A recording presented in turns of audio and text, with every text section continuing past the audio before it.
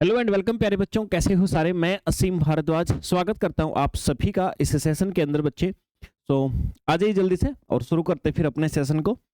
और आज हमारे जो यूनिट है उसको आगे बढ़ाते हैं। Durga Patel, very good morning बच्चे।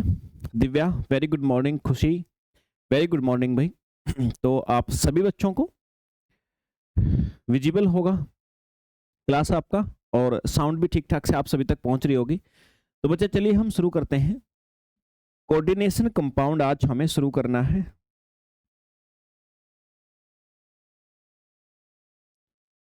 कोऑर्डिनेशन कंपाउंड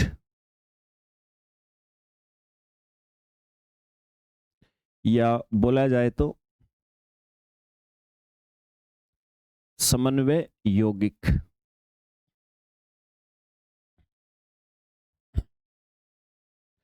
कोऑर्डिनेशन कंपाउंड या समन्वय यौगिक के नाम से बच्चे जिसको हम लोग जानेंगे sir.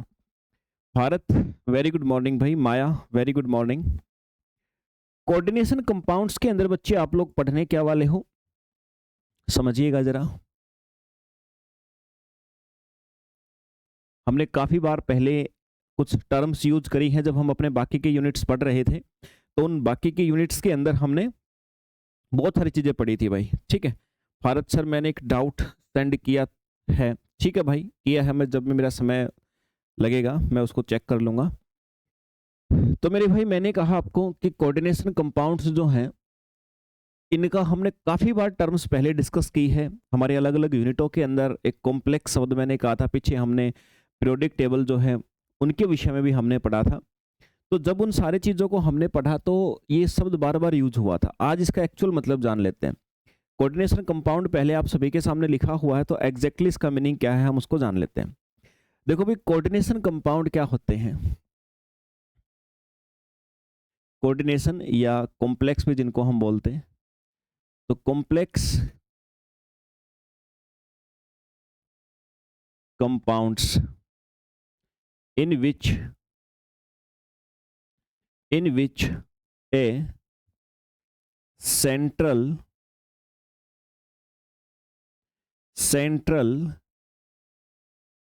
metal ion is bounded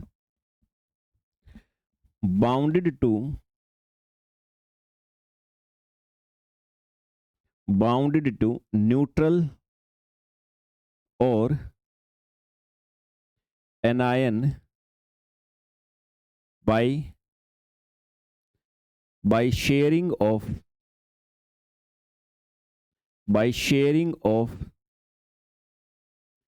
electron pair, by sharing of electron pair या इलेक्ट्रॉन्स आप बोल सकते हो। ठीक है, यानी वे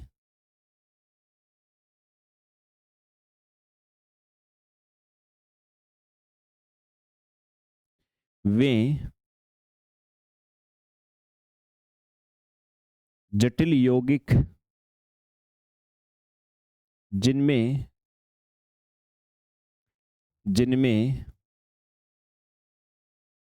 केंद्रीय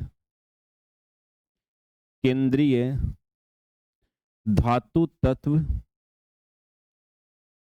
कुछ उदासीन या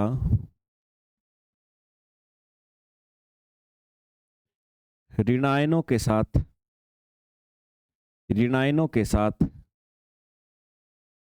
इलेक्ट्रॉन का साझा करके जुड़ा हो। हालांकि एग्जैक्टली कोऑर्डिनेशन कंपाउंड क्या होता है ये पूरा समझने के लिए तो आपको अभी कम से कम 1-2 घंटे का समय लग जाएगा। हर एक बात, इसके कंपोनेंट, इसके बनने के नियम, बहुत सारी चीजें हैं, लेकिन एक समराइज फॉर्म में पहले मैंने जस्ट आपको ये बताया है जो यहाँ पर आपको दिख रहा है। दिलीप शर्मा, राधे राधे भाई, गॉड ब्लेस यू। तो मेरे भाई, मैंने कहा एक जनरल फॉर्म में कोऑर्डिनेशन कंपाउंड जिसको आप लोग अभी स्टडी करोगे, एग्जैक्टली उसके जितने कंपोनेंट, उसके जितने पार्ट है ना, हर पार्ट के बारे में आप लोग पढ़ोगे, क्यों ब्रैकेट में लिखा जाता है, सारी चीजें पढ़ोगे। बट अभी एक बार इसको जनरलाइज करने के लिए यही डेफिनेशन है जो आप सबको अपने सामने लिखी हुई दिख रही है मेरे भाई। मैंने कहा एक सेंट्रल मेटल का आयन होगा कोई भी। अब इसको अगर हम बनाने की कोशिश करें तो मैं ऐसे लिख सकते हैं, कोई भी एक सेंट्रल मेटल आयन। मैं एक एग्जांपल आपको रैंडमली कोई भी उठा करके उससे समझाने की कोशिश करता हूं।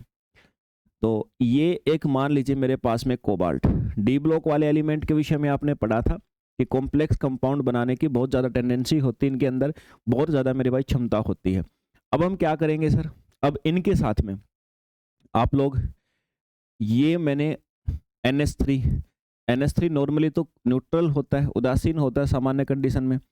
ये मैंने इसके साथ में NH3 मेरे भाई क्या कर दिया सर, NH3 को जोड़ दिया।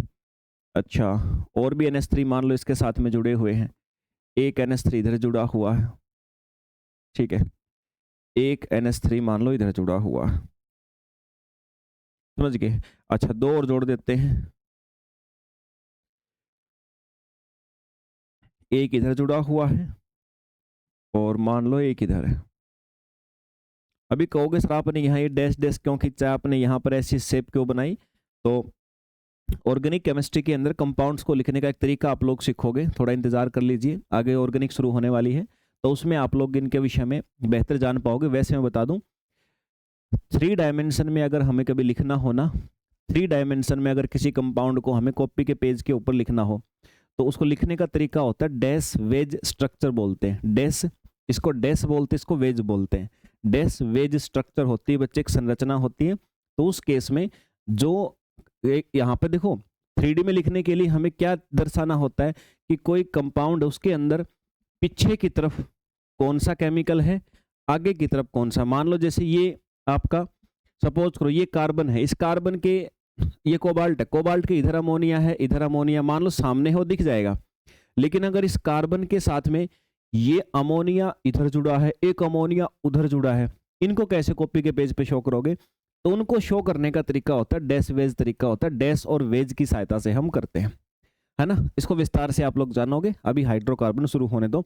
बट यहाँ इनका मतलब सिर्फ यही है कि NH3 जुड़ा हुआ है, डायरेक्शन बताने के लिए हम डैश और वेज का प्रयोग करते हैं, ठीक है। ओके सर, तो अभी के लिए आपके पास में कोबाल्ट था, साथ में क्या जुड़ा हुआ है, NH3 जुड़ा है। अच्छा, इसको हम लोग सामान्यतः आप देखना ऐसे लिखा मिलता है, ऐसे स्क्वायर ब्रैकेट के अंदर आपको लिखा मिलता है। जो कोई चार्ज हो वो चार्ज यहाँ पे लिख दिया जाता है। चार्ज के अलावा कोई एक एलिमेंट, एक आधा एलिमेंट होता है, जैसे ये है आपका Cl नेगेटिव की 3, कोई एक एलिमेंट ऐसा भी लिखा मिलेगा। इसकी पूरी स्ट्रक्चर बताऊंगा, किसको क्या बोलेंगे, क्यों क्या लगाया जाता है। बट अभी एक बार ये तो समझ लो कि जिसको हम अभी पढ़ने वाले हैं उसकी जनरल फॉर्म कैसे आपको लिखी हुई दिख सकती है। तो मेरे भाई, ये कॉम्प्लेक्स कंपाउंड वही होते हैं जो आपको सामान्यतः इस फॉर्मेट में दिखते हैं, इस प्रकार की संरचना के अंदर मेरे भाई आपको दिखाई देंगे सर। Okay sir. अच्छा, अब कोऑर्डिनेशन कंपाउंड सामान्यतः हम लोग क्यों पढ़ते हैं? देखो यार, हमारे दैनिक जीवन में कोऑर्डिनेशन कंपाउंड्स बहुत ज़्यादा हैं, इवनली हमारी बॉडी के अंदर बहुत ज़्यादा है, प्लांट में बहुत ज़्यादा है। जैसे यहाँ पर आपने कोबाल्ट का कोऑर्डिनेशन कंपाउंड मैंने एग्जाम्पल के लिए आपको बताया। अगर मैं ऐसे ऐसे आपको एग्जाम्पल बताऊं तो आप एक बात को समझिएगा कि आपने क्लोरोफिल का नाम सुना होगा। क्लोरोफिल का नाम आप सभी ने सुना होगा। ये एक मैग्नीशियम का कोऑर्डिनेशन कंपाउंड होता है, भी सिर्फ एग्जाम्पल के लिए बता रहा हूँ। अच्छा, ऐसे ही आपने हीमोग्लोबिन सुना होगा, ये आयरन का कोऑर्डिनेशन कंपाउंड होता है। अच्छा, एक एग्जाम्पल और मेरे भाई, आपने विटामिन B12 के बारे में भी सुना होगा, विटामिन B12 सुना है ना, ये आपका कोबाल्ट का कोऑर्डिनेशन कंपाउंड है। तो हमारे ही आसपास के जो ये कोऑर्डिनेशन, ये समन्वय यौगिक है ना बच्चे, समन्वय यौगिक आपके दैनिक जीवन में बहुत रोल प्ले करते हैं, याद रखेगा इस बात को। अब इस यूनिट में जो कोऑर्डिनेशन कंपाउंड आपको पढ़ना है, तो इस कोऑर्डिनेशन कंपाउंड को एक्सप्लेन करने के लिए कुछ थ्योरियां हमारे पास आई थी मेरे भाई। 3 मुख्य थ्योरियां आपको आई थी, 3 मुख्य थ्योरियां आप सभी को दी गई थी बच्चे। अभी हमें चर्चा करनी है उन्हीं के विषय पे सर।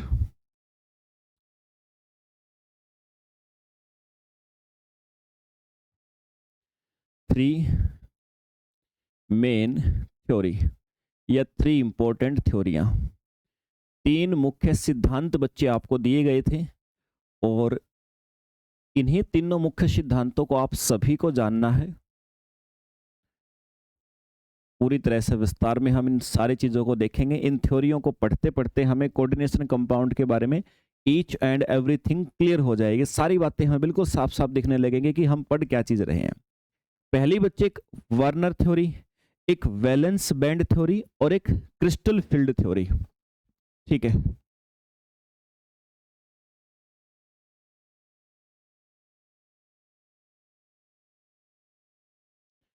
एक मेरे भाई वर्नर्स थ्योरी,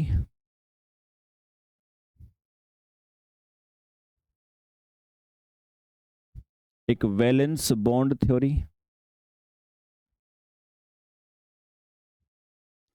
और एक थी मेरे भाई क्रिस्टल फील्ड थ्योरी।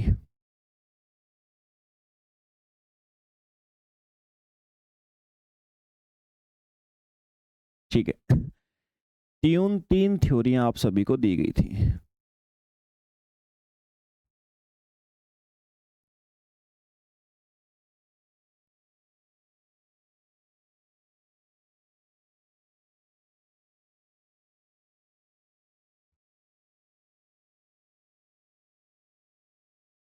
तीन थ्योरियां दी गई मेरे भाई और बहुत इंपॉर्टेंट है, क्वेश्चन बनता ही बनता है आपके। देखो ये crystal field theory, valence bond theory, ये ऐसी थ्योरियां हैं जिनसे आप लोग है ना, आप किसी भी अपर लेवल के एग्जाम तक चले जाओ, आप एमपी सेट लेवल तक चले जाओ या किसी भी राज्य का सेट एग्जाम जो असिस्टेंट प्रोफेसर के लिए होता है, या फिर वर्ग एक वर्ग दो, जो भी एग्जाम दो, अगर ये टॉपिक सिलेबस में है तो इनसे क्वेश्चन बच्चे आपका डेफिनेटली बनता है। वो अलग विषय कि हर एग्जाम पे अपने अपने लेवल का क्वेश्चन पूछेगा। कोई एग्जाम छोटा है तो थोड़ा आसान पूछ लेगा, अगर एग्जाम बड़ा है तो उसके अंदर थोड़ा सा लेवल बढ़ा करके आपसे पूछ लिया जा सकता है, बट आता सभी से बहुत इंपॉर्टेंट है। इसी सीक्वेंस में हम लोग पढ़ेंगे जिस सीक्वेंस में मैंने लिखा है। सबसे पहले आते हैं वर्नर थ्योरी के ऊपर भाई, अल्फ्रेड वर्नर ने जिसको दिया था।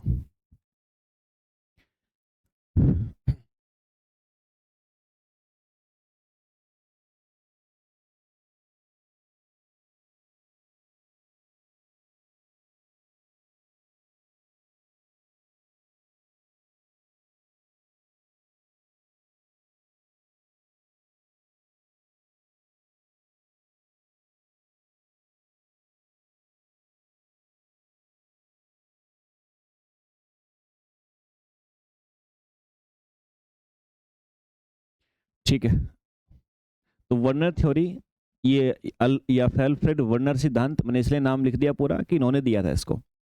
अल्फ्रेड वर्नर ने इस थ्योरी को दिया मेरे भाई, और मतलब इस इन्होंने फॉर्मूला लिखना सिखाया सबसे पहले। ठीक है, मतलब इन्होंने कॉम्प्लेक्स कंपाउंड जो है ना, वर्नर, अभी शुरुआत यहीं से होती है। इससे पहले मैंने जो बात आपको बताई है ना, वो बातें सिर्फ मैंने आपको इंट्रोडक्शन के लिए बताया कि हम लोग कॉम्प्लेक्स कंपाउंड पढ़ेंगे तो क्या होते हैं, मैंने लिख के बताया। लेकिन जो ये लिखने का तरीका है, किसी भी कॉम्प्लेक्स कंपाउंड को पहली बार लिखने वाले यही व्यक्ति थे मेरे भाई। ठीक है, और इन्होंने दो चीजों का जिक्र भी किया, दो नई टर्म्स को इंट्रोड्यूस किया अपनी थ्योरी के अंदर। तो पहली बात तो मैं लिख देता हूं,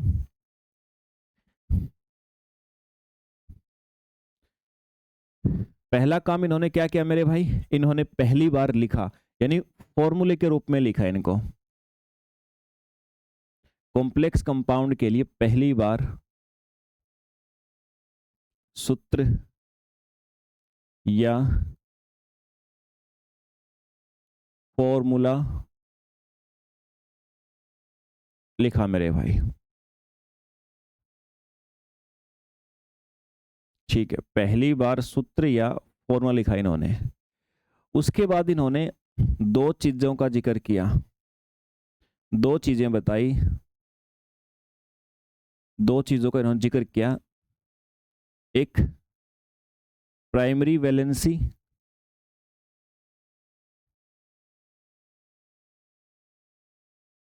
प्राथमिक संयोजकता,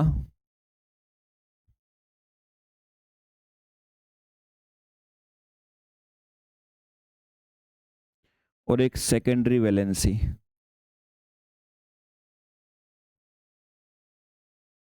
सेकेंडरी वैलेंसी मेरे भाई, द्वितीयक संयोजकता,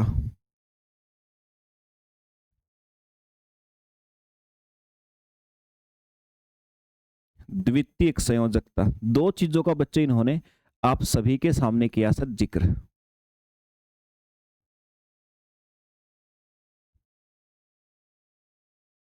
ठीक है, प्राइमरी वैलेंसी और सर सेकेंडरी वैलेंसी, दो बातों का इन्होंने जिक्र करके दिया आपको।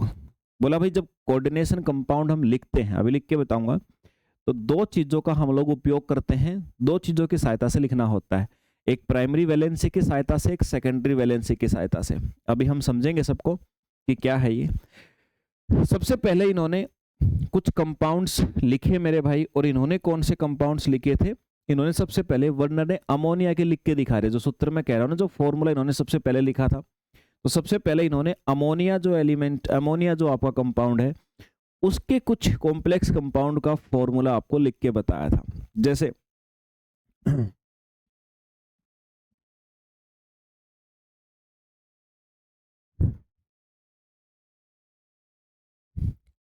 COCl3 और 6NH3 ऐसे लिखा था इन्होंने। फिर ऐसे ही बोला भाई ये 5 भी हो सकता है, COCl3 5NH3, बोला ऐसे भी लिखा जा सकता है, ऐसा भी कंपाउंड बन सकता है कॉम्प्लेक्स, जरूरी नहीं कि हमेशा 6 ही होंगे, बोला 4 भी हो सकते हैं, COCl3 4NH3। अच्छा ये आप कहोगे सर प्राइमरी सेकेंडरी वैलेंसी आपने बताया ही नहीं, बताऊंगा एग्जांपल से बताऊंगा। प्राइमरी सेकेंडरी समझने के लिए थोड़ी सी और समझ बढ़ानी पड़ेगी। अभी मैंने सिर्फ ये कहा कि वर्नर ने ये दो बातें बताई, अब ये दो बातों का मीनिंग क्या है, कैसे पता करेंगे। हालांकि इन दोनों में से एक चीज तो आप पहले ही कर चुके हो, बस मैं बताऊंगा कि आप इनमें से कौन सी चीज पहले से करते आ रहे हो, एक नई चीज होगी वो यहाँ पर डिस्कशन करेंगे। तो इन्होंने कुछ कंपाउंड को सबसे पहले ये अमोनिया के कंपाउंड्स को लिख के बताया था मेरे भाई, मैंने कहा उन्हें फॉर्मूला लिखना सिखाया था, तो ये 3 कंपाउंड मैंने लिखे ऐसे अमोनिया के, इन्होंने सबसे पहले लगा था। ओके सर, फिर ये जो कंपाउंड है ना, इन सब के साथ इन्होंने AgNO3 का रिएक्शन करवाया था मेरे भाई, और AgCl के प्रेसिपिटेट्स मिले थे। अब आप ये कहोगे कि सर कहाँ पहुंच गए, पढ़ क्या रहे थे, आप रिएक्शन में पहुंच गए। वर्नर ने क्या किया था, कुछ कंपाउंड्स थे, इन कंपाउंड्स का फॉर्मूला लिखा, आपको बताया कि कोऑर्डिनेशन कंपाउंड कैसे बनते हैं। फिर उन्होंने इस कोऑर्डिनेशन कंपाउंड की स्टेबिलिटी क्या है, कितने स्थायी हैं, इस कंपाउंड में से कौन से ऐसे एलिमेंट या कंपाउंड हैं जो इसको छोड़ के बाहर निकल सकते हैं। भाई अगर इसकी किसी के साथ रिएक्शन करवाएं तो क्या NH3 भागेगा, क्या Cl भागेगा। तो इन्होंने इस बात के ऊपर एक्सपेरिमेंट किया। तो इस बात को एक्सपेरिमेंट करने के लिए इन्होंने क्या कराया, इन्होंने इनकी रिएक्शन, इन कंपाउंडों के रिएक्शन अलग अलग से सिल्वर नाइट्रेट के साथ इन्होंने करवा के देखी मेरे भाई। सिल्वर नाइट्रेट के साथ में जब इन्होंने रिएक्शन करवाई तो मैंने क्या कहा, इनको सिल्वर क्लोराइड के प्रेसिपिटेट्स मिले, मतलब इनसोल्यूबल पार्टिकल मिले। ये PPT लिख देता हूँ, प्रेसिपिटेट समझ गए, समझते होंगे आप केमिस्ट्री में। प्रेसिपिटेट्स मतलब इनसोल्यूबल जो इम्प्योरिटियां होती हैं या इनसोल्यूबल पार्टिकल। कई बार क्या होता है कि इनसोल्यूबल पार्टिकल प्राप्त होते हैं हमें, जैसे कई बार आप साबुन को, और एक हार्ड वाटर होता है ना, कठोर जल जिसमें साल्ट होते हैं बहुत ज़्यादा, उसके साथ साबुन घिसो तो साबुन झाग नहीं बनाता, इनसोल्यूबल कुछ प्रेसिपिटेट बनाता है, वही बोला जाता है बस। तो मेरे भाई ये AgCl जो है ना, इसके क्या बन गए, इसके बन गए भाई प्रेसिपिटेट्स। अब प्रेसिपिटेट्स बनने के बाद में इन्होंने कंक्लूजन लगाया कि भाई जो NH3 है ना, वो छोड़ के नहीं जा रहे हैं, केवल Cl जा रहा है मेरे भाई। इन्होंने क्या कहा, रिएक्शन करवाई इसके साथ, और बाद में इन्होंने और भी बहुत सारे एक्सपेरिमेंट किए। फिलहाल एक्सपेरिमेंट इसके साथ किया, एक्सपेरिमेंट करते ही साथ आप लोग देखो कि इस कोऑर्डिनेशन कंपाउंड की क्लोरीन देखो, इसकी भी तो ये था तो इसकी क्लोरीन, ये है तो इसकी क्लोरीन, इसकी क्लोरीन कंपाउंड को छोड़ के भाग गई, सिल्वर के साथ जुड़ गई, सिल्वर के साथ जुड़ गई मेरे भाई। अब सिल्वर के साथ जुड़ तो गई, ठीक है sir, just second, yes, silver के साथ है मेरे भाई, जुड़ गई, ठीक है सर।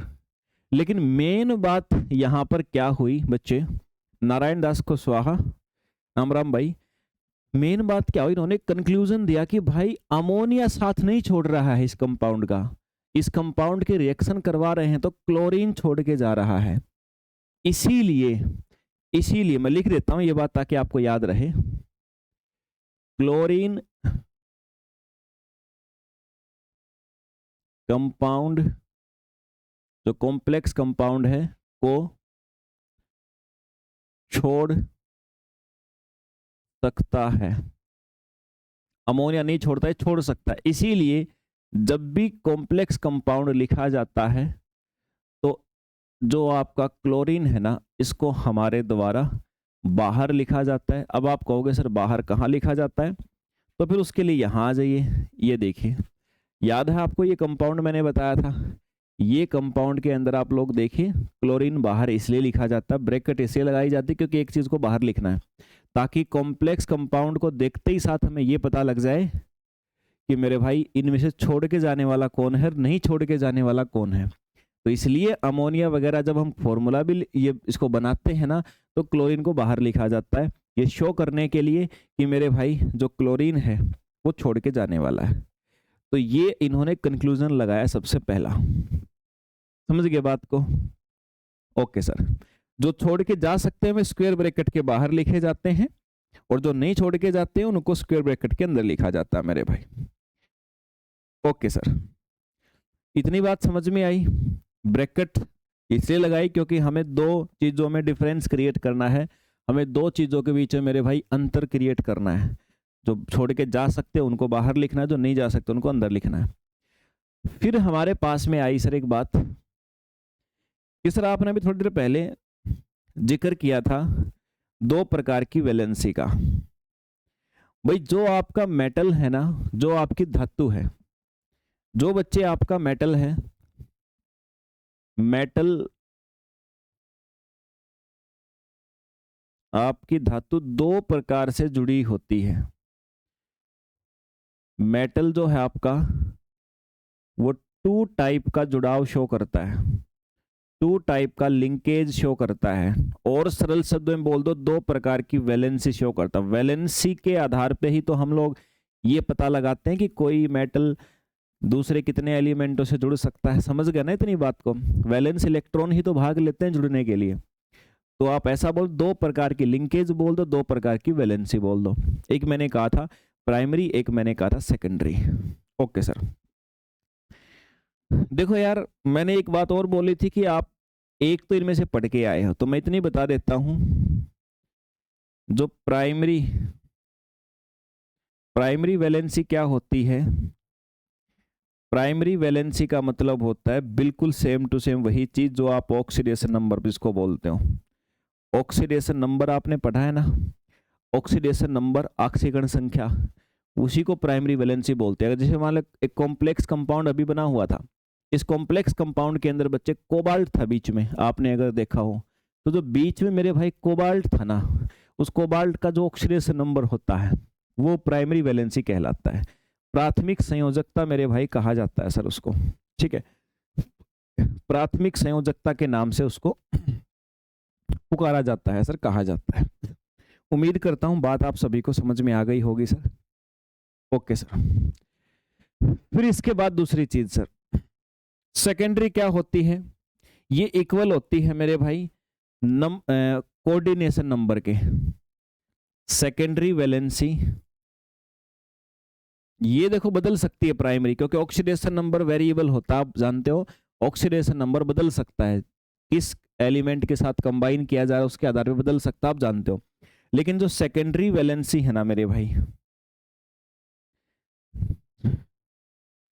जो द्वितीय संयोजकता है, ये किसके बराबर होती है? Equal to the coordination number.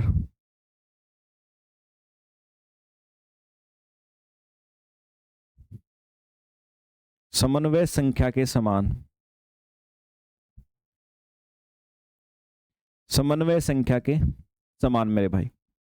समन्वय संख्या कोऑर्डिनेशन नंबर मतलब जितने कंपाउंडों के साथ में कोऑर्डिनेट किया है सेंट्रल एटम ने। जैसे मैंने मान लीजिए एक ले लीजिए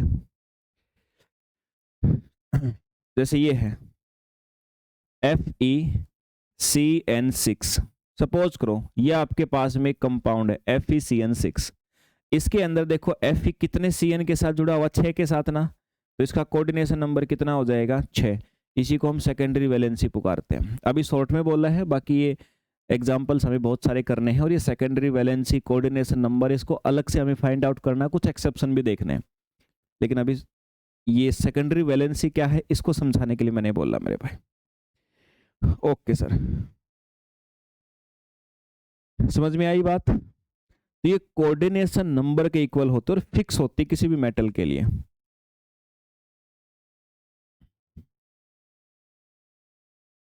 उम्मीद करता हूं बात समझ में आ गई होगी आप सभी को। ओके सर,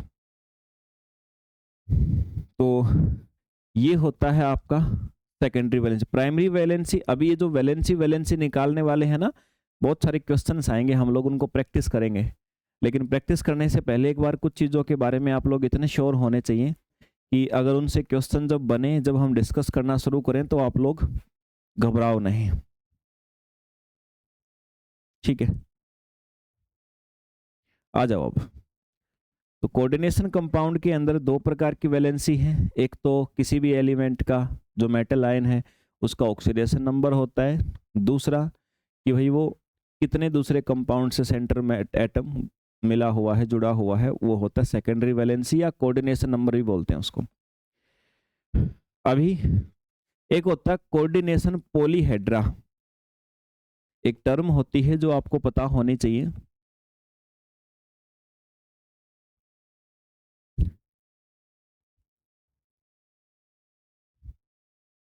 कोऑर्डिनेशन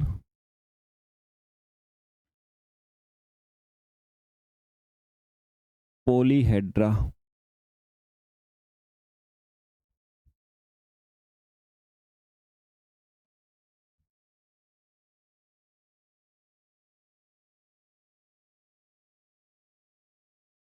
समन्वय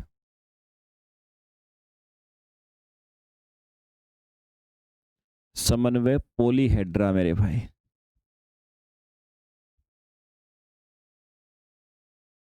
ठीक है, कोऑर्डिनेशन पॉलीहेड्रा के नाम से मेरे भाई हम लोग जानते हैं एक चीज को, और ये कोऑर्डिनेशन पॉलीहेड्रा एक्चुअल में आपका क्या होगा, आइए समझते हैं।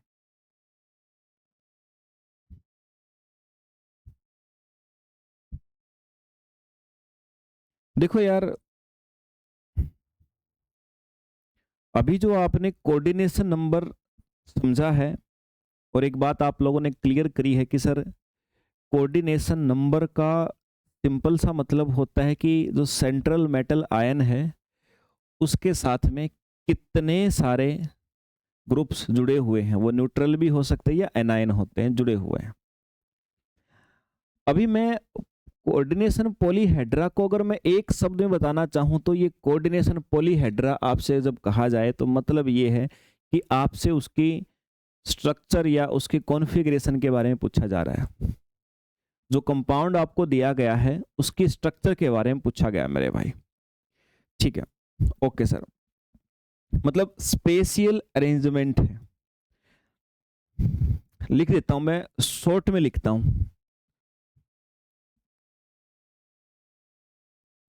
ये लीजिए, special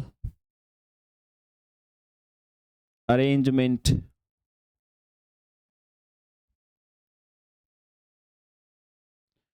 according to coordination number.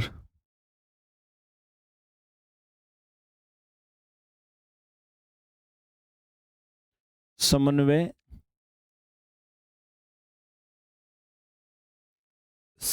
संख्या के आधार पर, समन्वय संख्या के आधार पर विशेष व्यवस्था। मतलब ये हुआ भाई कि कोई कंपाउंड जो है उसका कोऑर्डिनेशन नंबर जितना होगा ना, उस कोऑर्डिनेशन नंबर के हिसाब से वो अपने एक विशेष ज्योमेट्री बनाता है, एक विशेष कॉन्फ़िगरेशन बनाता है। तो कोऑर्डिनेशन नंबर कितना होगा तो कैसी कॉन्फ़िगरेशन होगी, सामान्यतः उस कॉन्फ़िगरेशन को बोलते हैं हम आपका ये कोऑर्डिनेशन पॉलीहेड्रा कहा जाता है। जैसे मेरे भाई अगर 4 कोऑर्डिनेशन नंबर है किसी का, तो उसकी हम ज्योमेट्री कैसी बोलेंगे, मतलब अगर किसी का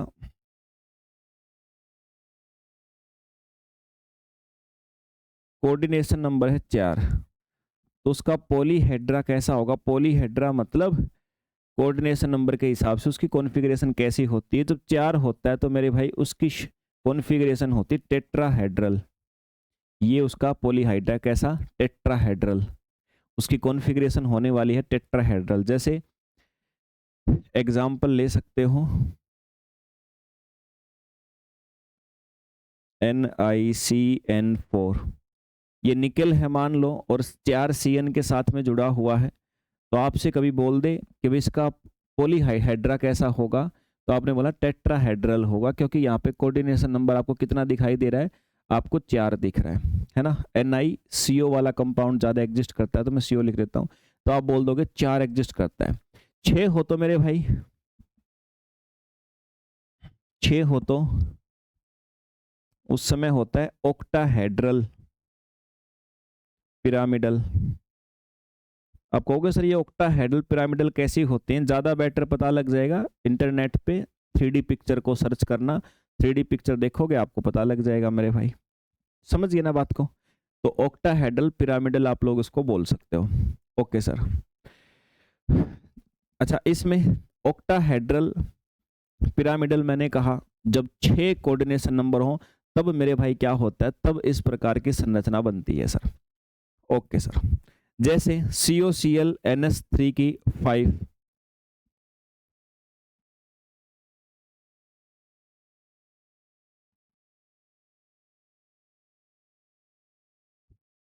ये मैंने कंपाउंड लिख दिया,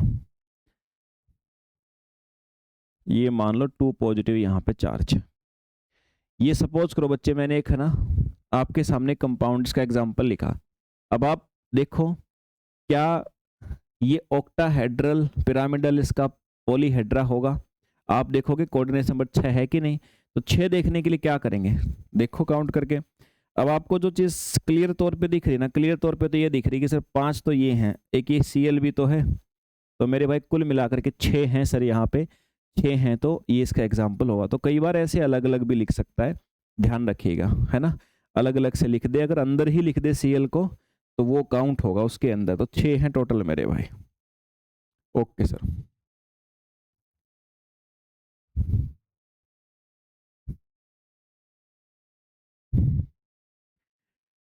अब एक बात याद रखिएगा बच्चे, कई बार एक दो टर्म होती है, मतलब वो कंसेप्ट नहीं पढ़ा रहा हूँ, जस्ट मैं आपको एक बात बता रहा हूँ, अगर बाई चांस कभी तुम्हारे मन में ऐसा डाउट उठे। देखो हमारी केमिस्ट्री में है ना एक डबल साल्ट होते हैं, केमिस्ट्री में दोहरे लवण होते हैं, और एक होती है अभी जो आप लोग पढ़ रहे हो कॉम्प्लेक्स कंपाउंड। अभी जो आप पढ़ रहे हो जटिल यौगिक या कोऑर्डिनेशन कंपाउंड, ये दो चीजें मैं क्यों लिख रहा हूं आमने सामने, क्योंकि मेरे भाई ये दोनों चीजों की आप देखोगे ना, आप देखते हो तो दोनों सेम दिखती हैं आपको। आप अगर डबल साल्ट है ना उसका फॉर्मूला देखोगे ना तो आपको ये लगेगा यार ये तो कॉम्प्लेक्स कंपाउंड है, COCO3 MgCO3। मतलब जो कंपाउंड्स आप डबल साल्ट पढ़ोगे ना, खासकर ये एसिड बेस के अंदर आप लोगों को देखने को मिलते हैं, तो इनका फॉर्मूला हमें कॉम्प्लेक्स कंपाउंड के जैसा दिखता है। केमिस्ट्री की डेफिनेशन में ये कॉम्प्लेक्स कंपाउंड नहीं है, उसके लिए केमिस्ट्री ने आपको इनके दोनों के बीच में डिफरेंस पता करने का एक तरीका बताया है कि भाई अगर इनको आप लोग वाटर के अंदर डालोगे, इनको अगर आप लोग बच्चे जल के अंदर डालोगे ना, तो जल में डालने के बाद मेरे भाई ये डिसोसिएट हो जाते हैं सर, ये अपघटित हो जाते, टूट जाते हैं। लेकिन कॉम्प्लेक्स कंपाउंड जो होगा ना उसको अगर आप लोग वाटर वगैरह में डालोगे तो वो डिसोसिएट नहीं होगा, वो टूटता नहीं है, ठीक है, अपघटन नहीं होगा। ये पहचान होती है इनकी। ऐसे हम लोग इनको पहचान करते हैं, ठीक है। जैसे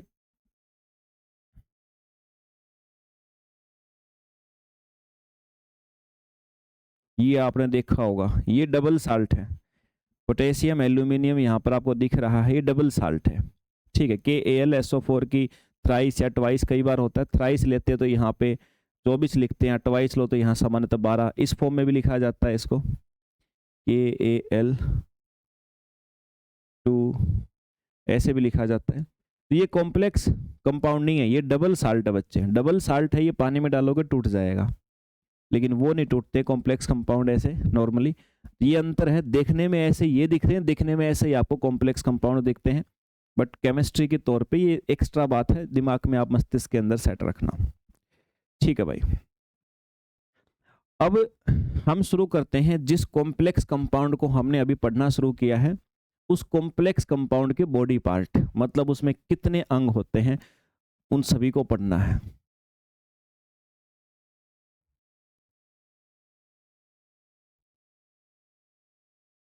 बॉडी पार्ट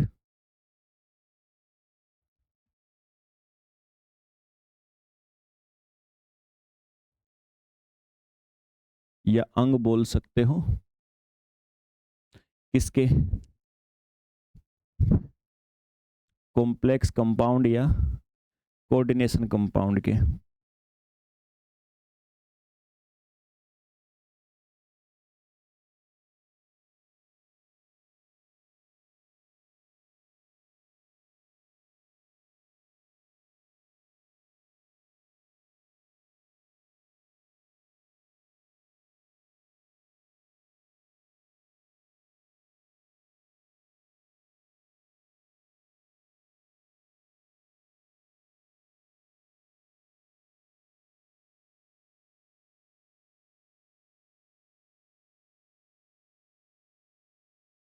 ठीक है भाई,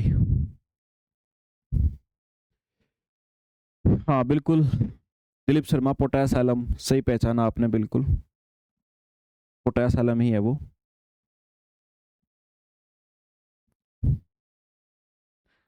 ओके भाई, अभी आ जाओ कंपोनेंट या बॉडी पार्ट्स हम जिसको कह सकते हैं।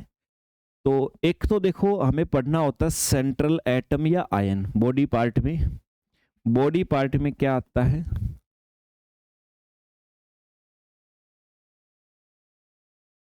सेंट्रल मेटल या आयन बोल देते हैं जिसको,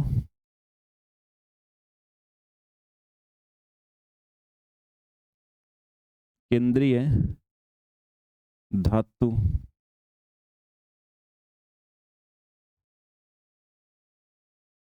या आयन, ठीक है।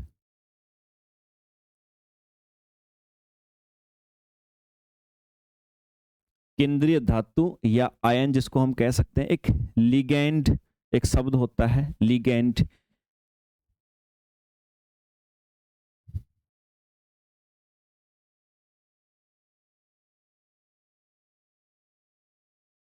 लिगैंड आप पढ़ोगे,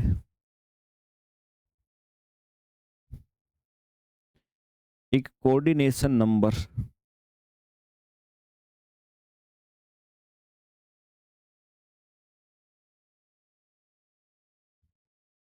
समन्वय संख्या के विषय में पढ़ोगे, एक कोऑर्डिनेशन एंटिटी,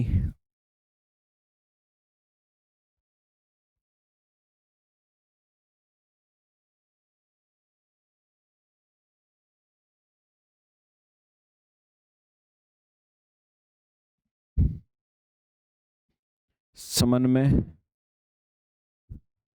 समूह कारक। अच्छा, एंटिटी के बाद में फिर एक आप पढ़ोगे डेंटिसिटी,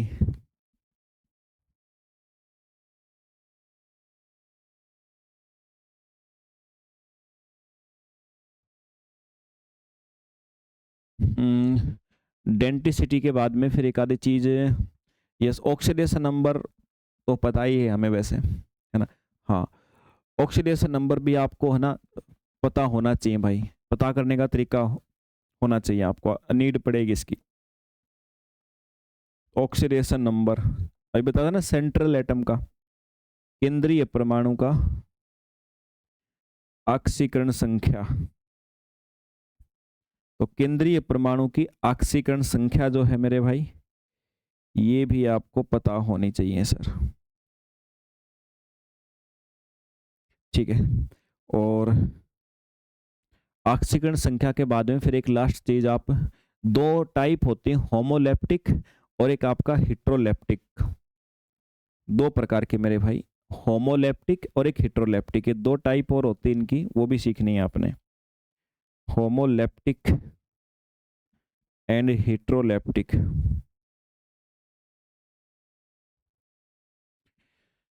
ठीक है भाई, दो प्रकार के कंपाउंड हैं, दो प्रकार के यौगिक हैं जिनको आपने समझना है।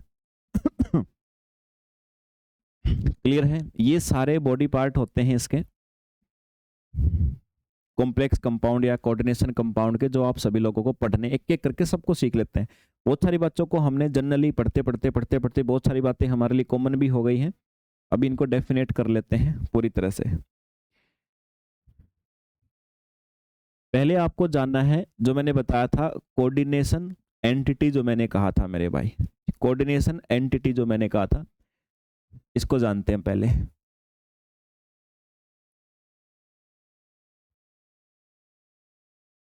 कोऑर्डिनेशन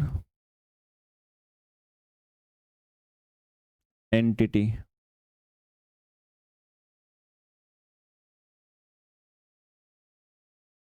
ठीक है, समन्वय समूह कारक। कोऑर्डिनेशन एंटिटी की अगर हम लोग बात करते हैं,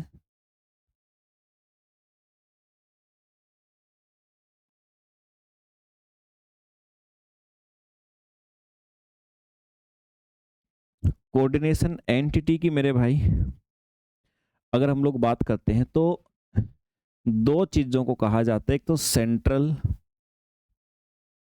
जो मेटल है, सेंट्रल जो मेटल आयन है, प्लस में जितने भी उसके चारों तरफ सराउंडिंग आयन्स हैं,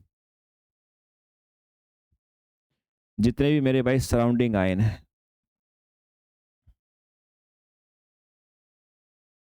केंद्रीय धातु आयन और उसके चारों तरफ जो आयन जुड़े हुए हैं, वो सारे, इनको मिलाकर के हम एक बोलते हैं कोऑर्डिनेशन एंटिटी कहा जाता है मेरे भाई। जैसे COCl3 NH3 की 3 है मान लो,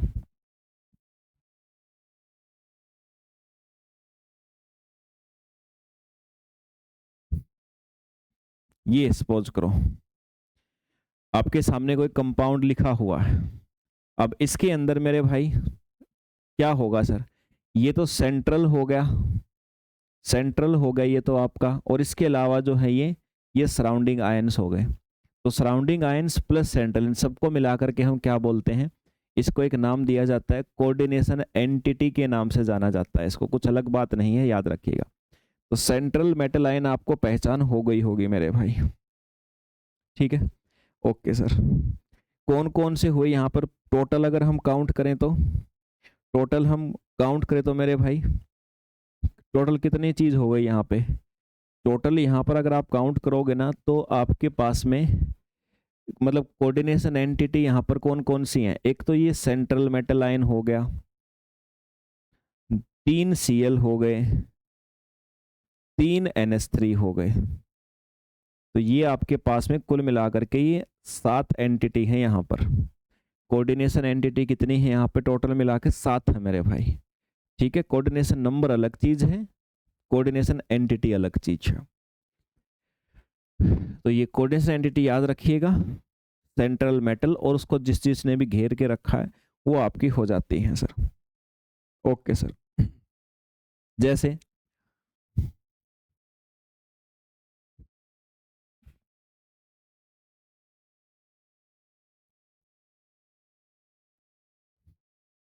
इसमें बताओ कोऑर्डिनेशन एंटिटी कितनी है, कोऑर्डिनेशन एंटिटी कितनी बताओ मेरे भाई।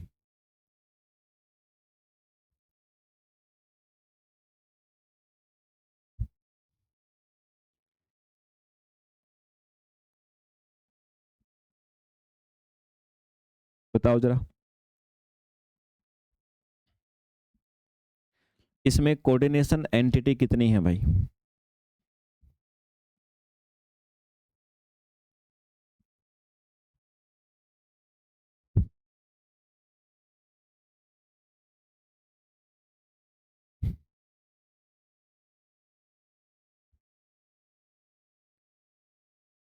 हाँ बिल्कुल भाई, 6 है ना। ये सेंट्रल एटम और इसके साथ में 6 ये हैं, कुल मिला करके ये आपका ये और ये दोनों को मिला करके आपकी कोऑर्डिनेशन एंटिटी बोला जाता है। ये सेंट्रल एटम भी शामिल होता है, 6 इसके साथ जुड़े हैं, लेकिन टोटल कितने हैं? टोटल तो आयरन भी है ना इसमें, तो 7 आप लोग बोलेंगे, ध्यान रखिएगा, ठीक है ना। Okay sir. अब इसके बाद जो 2 टर्म्स मैंने आपको बताई हैं, ये आप सभी जान चुके हो अभी तक। सेंट्रल मेटल और एक लिगेंड, ये 2 चीजें हमें अलग से करने की आवश्यकता नहीं है। सेंट्रल मेटल का मतलब है जिससे सब जुड़े होते हैं, जिससे सब जुड़े होते हैं। और लिगेंड्स का मतलब है जो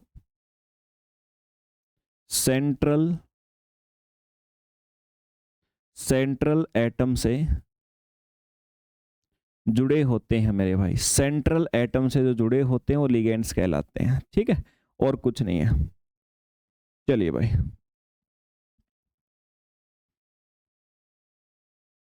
सर आपने Cl को 3 लिखा है और NH3 को 3 टाइम्स लिखा है, उसका मल्टीपल होगा क्या सर? मल्टीपल क्या करना भाई, हमें तो काउंट करना है,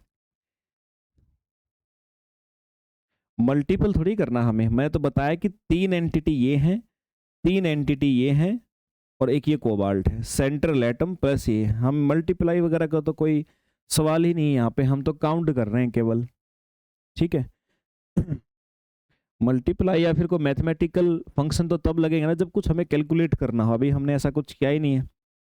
हम तो बस बता रहे हैं कि 3 क्लोरीन है, 3 अमोनिया है, यहाँ पर एक सेंट्रल मेटल है आपका। तो इन सबको मिला करके हम लोग बोलते हैं कोऑर्डिनेशन एंटिटी नाम दिया जाता है। फिर सेंट्रल मेटल और लिगेंड्स, ये दोनों शब्द मैंने आपको बताए इसमें होते हैं। Okay sir.